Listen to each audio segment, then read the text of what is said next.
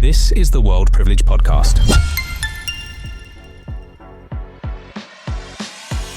The World Privilege Podcast, the home of great offers on everyday essentials. Save up to 85% on globally recognized brands.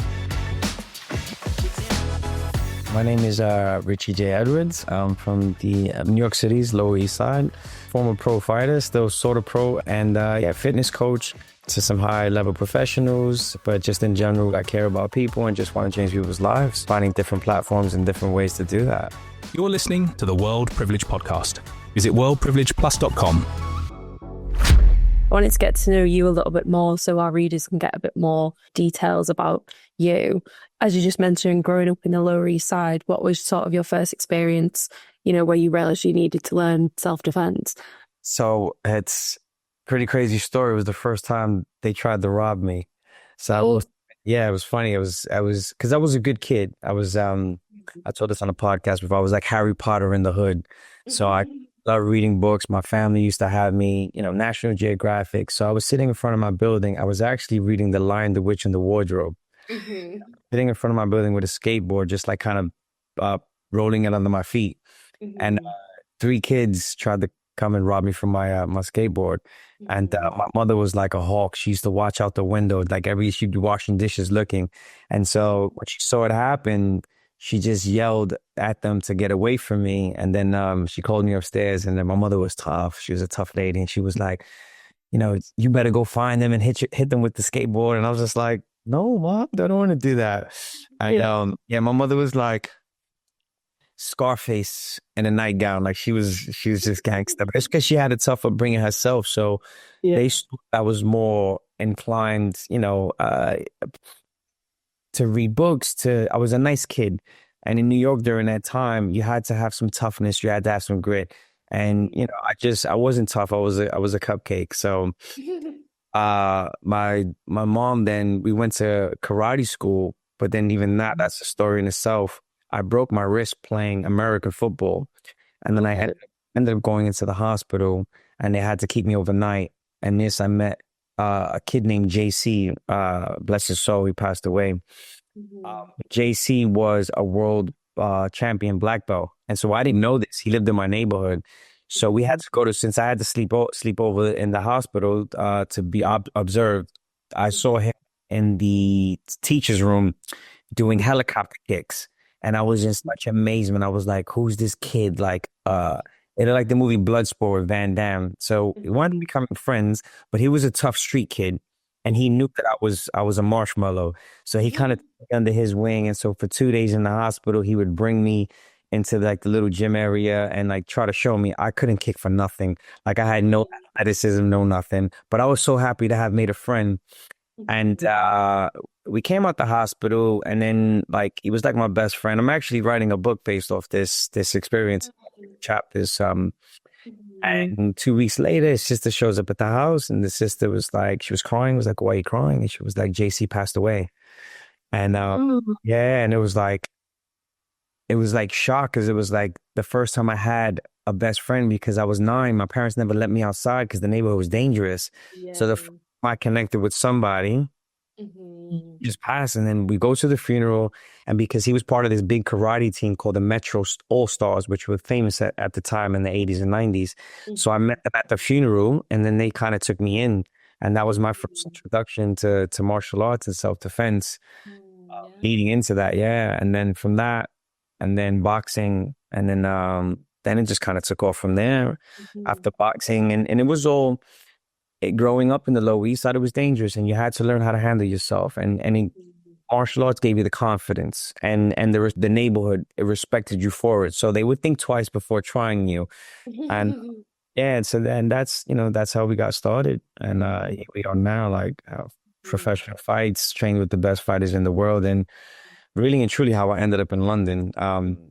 And wound up sustaining a good career and building my fitness program based off of it, because it's just become life. It's crazy. I never would have thought that I would get into any martial arts or any athletics. I thought I was going to be a marine biologist, because I love that, dolphins and stuff and killer whale. Long story short, but that was introduction. Oh, nice. I know you mentioned it like martial arts gave you that kind of like confidence almost. And Yeah. I did it when I was younger. I did karate. Yeah, It yeah. was like it was nearly like 10 years. And Wow. I think as much as it's like the martial art in itself is a great thing, I think it teaches you so much more as well. Like even things like discipline and stuff. Yeah. I was learning when I was like 8. Yeah, yeah. But it does, I think that the discipline and consistency, having community, having a ranking system where you have to respect the instructor, respect everyone because you're learning something that can hurt or kill somebody, right? So if you learn how to harness this superpower as an adult, you then learn how to control your emotions based off of something that can potentially, whether it's, you're in a business meeting, whether you're, you're dealing with your kids or, controlling your emotions and becoming better at assessing situations and balancing the mood. So kind of that's what I transferred into training clients and stuff because working out is the foundation of it, but there's so much more that goes into someone's mindset for fitness. If you have a bad relationship with food, there's nothing that I can do until you fix that. But what I do is I don't hold your hand, but I teach you how to structure and how to strategize a way to go around it. And sometimes people just need some love. They need some support. And a lot of times, especially now, like with the climate, there's this, almost like let's get rich, selfish thing and everything's about materialistic. We forget that we're only human and we have emotions. So then you get so wrapped up in this rat race that you forget to look after yourself and look after your heart. And if your cup isn't filled, you can't fill into no one else's. So how can you be productive, make money, be a better husband, be a better wife, be better, father and mom to your kids, or even in the community, be a productive citizen. Sorry, I went deep into that one, but that's No, it's all good. It's all good. yeah, we about to go ocean deep on this, Ruby. Can you talk to me a bit about the transition from going from a competitor in martial arts to then becoming a coach and how that sort of changed your perspective on it, maybe? Yeah. So I've always blended the both in the beginning because this is how I funded the dream was coaching people at the same time. It's just now having more time and wanting to scale the business. So wanting to reach a broader audience, the world basically. And so from that was looking at the online space and how to digitally, bring more clients in. And also like with the climate of the world's economic situation, like London is expensive, the UK, everything is rising up. So I have like elite clients, but then, I have clients that just, do well, middle class or whatever, but they might not have that much money. So I needed to develop the product that was able to suit people's financial needs because I think it's important that everyone be able to touch fitness. Like we have all these expensive gyms, Third Space, Soul House, Equinox, and it's like ridiculous. It's like, £300 for memberships and stuff and I've worked at some of the gyms and quite frankly, for me, it's like, we're there for the people, not for the, I can take 50 people into a room and have the best workout and they all mesh together and feel like family at the end of it and feel seen. So it's not the way that what's around it, it's who's teaching it and what the structure is to give people an opportunity. Because you may have had a hard day at work. And for me, it was like, how do I transition into making people feel seen, heard from, and from fighting the aspect of needing a coach and the coach tells you what to do. And when you're in a fight, you have to listen to your coach and you have to trust your coach. So then obviously, if you're coaching people, it's the same thing. I don't know what they're fighting with. I don't know if they're fighting, something physically, something mental, something spiritually. So my job as a coach is to make sure that I see them through and I make sure that they win that fight. So then I adapted that winners, fighters mentality into my clientele and stuff, which I think it just happened naturally. I didn't really have to think about it. So it's like when you have people that have to take notes to then recollect what they were doing. I literally can walk into the room, know if you're anxious, know if you're nervous, know if you're not feeling well, and adapt the training to that situation. And whatever the goal was to create a game plan to make sure that we can win each week. So each week became like the rounds, in the fight and stuff. So long story short, that's sort of the transition and stuff. So to metaphorically put it, that's what I did. And it was easy because I love coaching people. I love helping people fight through things and stuff. Mm-hmm. And how do you define mental toughness and how do you kind of cultivate that in your clients? Mental toughness will be for me, I mean, there's so many facets to it, right? So how you handle, how you react to a situation. Do you stay calm or do you get nervous? Do you get angry? And so then once I see how a client reacts to, say, a workout or a position or something that they struggle with, then I go, okay, well, this is where we need to create the toughness to, right? So the first thing is calmness. Calmness. And because if I yell at you, right, I'm yelling instructions at you in a fight, you already got to fight. Your adrenal glands, your nervousness, your family's out there. If we're kind of blending the two, right?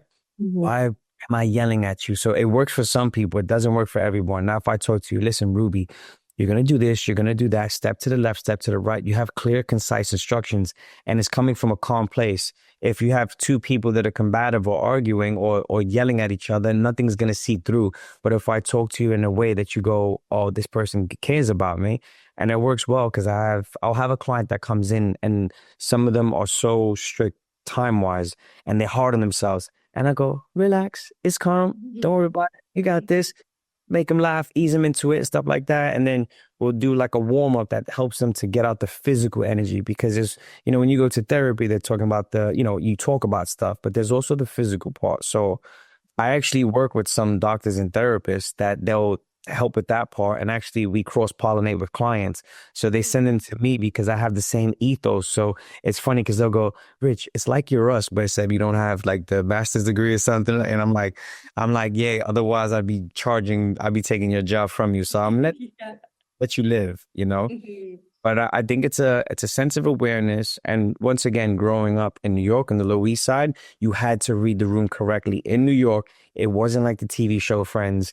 You walked into the streets, the neighborhood was serious, you had to go, oh, they look like they're about to rob somebody, or it looks like it's about to go down.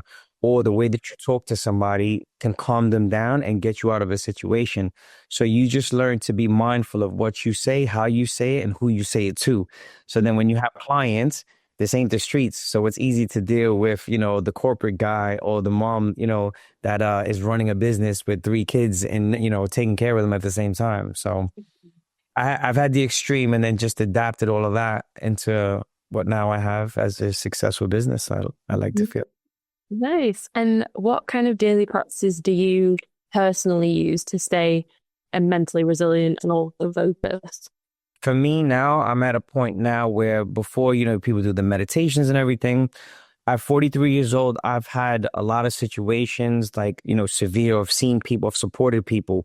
So I'm in the taking care of me first. So when I wake up, I don't check emails. I don't check my phone. I don't check social media. It's about getting my thoughts and myself together and giving gratitude and feeling thankful for the day that I was able to wake up. I have a friend that passed away this Saturday, and he passed away from a heart attack. He's younger than me. And so one of the silent killers is stress, right? So if we don't have something to alleviate or balance, because I tell people, if I'm training you and you try to train 6 days a week, where's the balance to the active recovery? So active recovery could be swimming, just walking, reading a book, spending time with your loved ones where you're laughing. That's a form of balance. Because if you have stress all day and then you go to the gym and put stress on your body, guess what? Your cortisol levels, stress levels, you might start, eating snacks and stuff to satisfy that, whatever emotion you're feeling. So it's all about now making sure that I give myself that love and it comes from an external place, not, that from internal, not from the external, because I'm not attached to anything. If the day is gray, the sun is in my head. If someone has a bad day and tries to put it on me, it's not about me. So I make sure that I protect myself from those fights, like sort of like giving yourself a hug. So I make sure that I hug myself physically, mentally, and spiritually before I step outside. And then once I do something that I want to do, because obviously, I'm running my own business, so I'm controlling the day. So I give myself what I need first, and then I'm able to handle the rest of the day. And so I practice that daily, because the last thing you want is the underlying stress that you don't pay attention to. You go, oh, it's all right.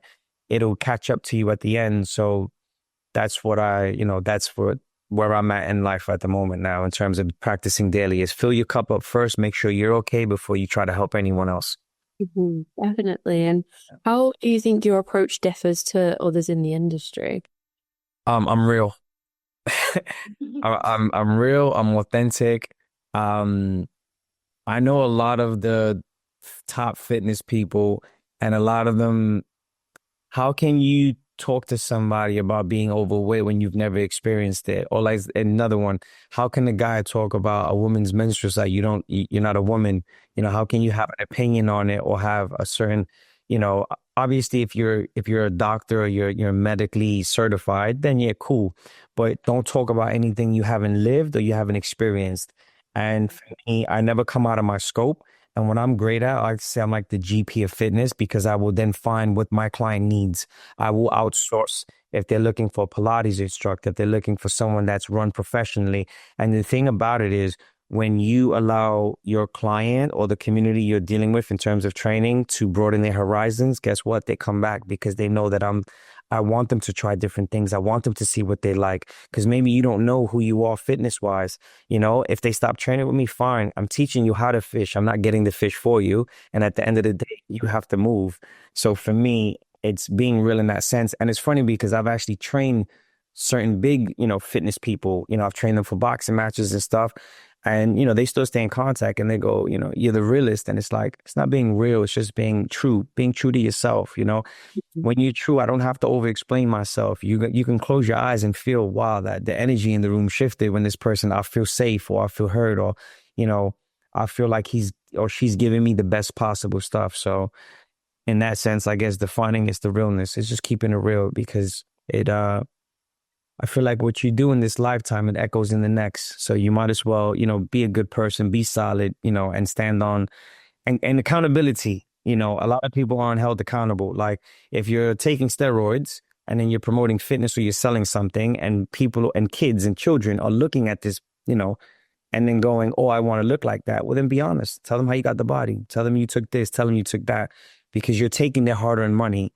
And, there's people that commit, young kids that commit suicide all the time because of body image or body shaming because they go to school or, a certain thing. So I think, for my, sorry, went off on a tangent, but yeah, just keeping it in everything. And I think that goes across the board because keeping it real, especially with clients, you'd inspire them, and you can't do something around me without me checking you if it's not the right thing to do because I believe in being honest and Ruby's somebody's sister, somebody's daughter, you know what I mean? Don't do that. Don't disrespect, so keep it real. So yeah, I think that's what makes me different. Mm-hmm. I think you'll never regret being authentic and being you are. It never comes back to bite you. It always. Absolutely. That's so true. So true. Mm-hmm.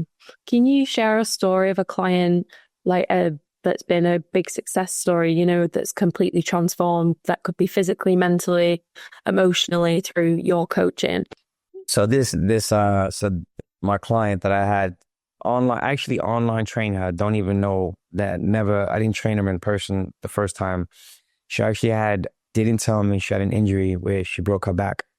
Mm-hmm. And she was saying that she had back pain for years. And so it was all about, she's strong mentally, but it was about she needed the guidance and stuff. And when I first met her in person, still didn't tell me, but I can feel like there was like this apprehensive because it was kind of a group atmosphere. And then we'll say, a year later, she then winds up telling me that she slipped, broke her back. And then the programming that we did, but always checking in, making sure my whole thing is technique.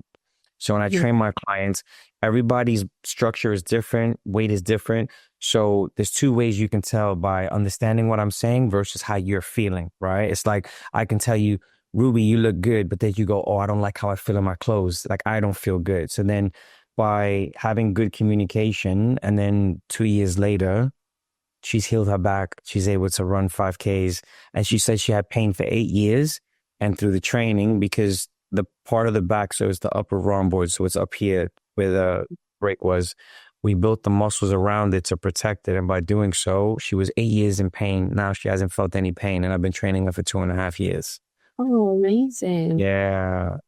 And it's got which I won't go into detail, that's her business, but the injury, where the injury came from was so dramatic. And then to have to carry that throughout your life and deal with the mental emotion so it's like if you're going through something and you feel like you're being bombarded with stuff in life, usually your shoulders roll forward.